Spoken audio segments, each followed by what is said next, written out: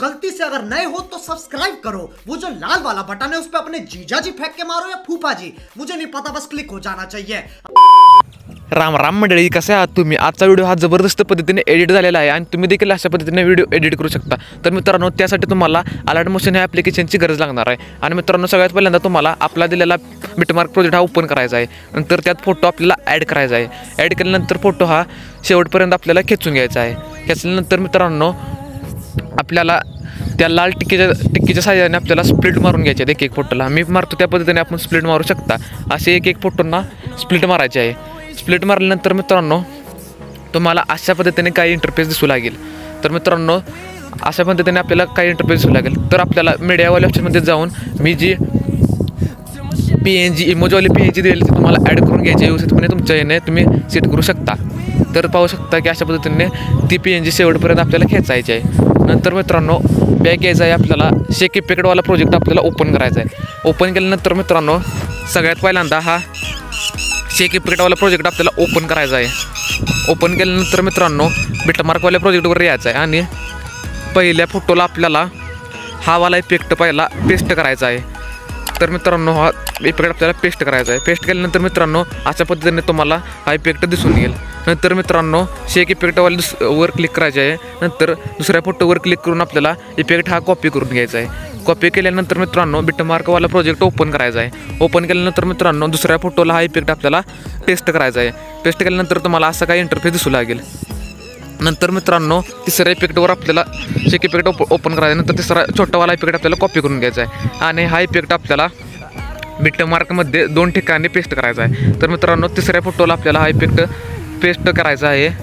नंतर मित्रांनो, एक फोटो सोडायचा आहे आणि हा छोट्यावाल्या दुसऱ्या इमेजला हा फोटो पेस्ट करायचा आहे। पेस्ट केल्यानंतर मित्रांनो, अशा पद्धतीने तो इफेक्ट तुम्हाला दिसून जाईल।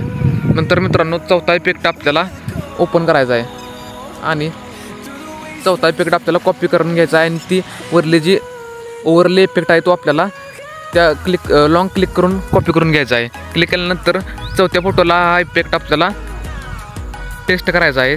या चौथ्या फोटोला हा इफेक्ट आपल्याला पेस्ट करायचा आहे। नंतर त्या प्लसवाल्या ऑप्शनमध्ये जाऊन जी आपण ओव्हरले व्हिडिओ कॉपी केलेला आहे तो आपल्याला पेस्ट करायचा आहे। पेस्ट केल्यानंतर अशा पद्धतीने जबरदस्त तुम्हाला दिसू लागेल। तर मित्रांनो, परत आणि बॅकवाल्या सेक्शनवर क्लिक करायचं आहे।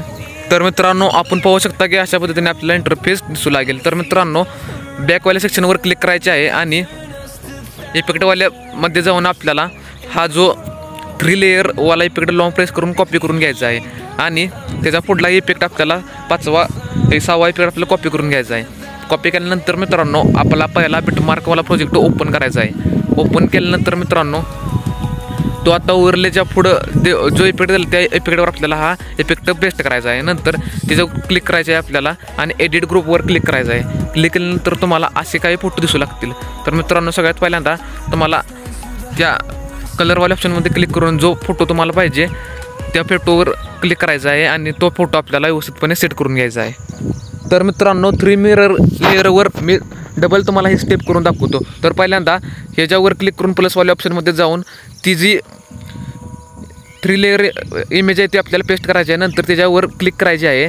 क्लिक केल्यानंतर एडिट ग्रुपवाल्या ऑप्शनमध्ये जायचं आहे। एडिट ग्रुपवाल्या ऑप्शनमध्ये गेल्यानंतर तुम्हाला अनेक ग्रुप दिसू लागतील। परत आणि एडिट ग्रुपमध्ये जाऊन तुम्हाला जी इमेजवर दिसते त्या इमेजवर क्लिक करायची आहे। नंतर तुम्हाला जो कुठला फोटो पाहिजे तो तुम्हाला ॲड करायचा आहे आणि अशा पद्धतीने ड्रॅग करून व्यवस्थितपणे तुम्हाला सेट करून घ्यायचा आहे। सेट केल्यानंतर तुम्हाला असा काही पद्धतीने फोटो तुमचा अशा पद्धतीने व्यवस्थितपणे सेट करून झाल्यानंतर तुम्हाला ओके वाल्या ऑप्शनवर क्लिक करायचं। असे सर्व फोटो तुम्हाला अशा पद्धतीने ॲड करून घ्यायचे। नंतर जो आपण कॉपी इफेक्ट केला तो आपल्याला इथे पेस्ट करायचा आहे। नंतर लास्टचा इफेक्ट आपल्याला राहिलेला आहे आणि थोडेसे HDR इफेक्ट आपल्याला पेस्ट करायचे राहिलेले। तर पहिल्यांदा लास्टचा इफेक्ट आपल्याला कॉपी करायचा आहे। नंतर ही 2 इफेक्ट आहे ते आपल्याला लॉंग प्रेस करून कॉपी करून घ्यायचे आहे ते।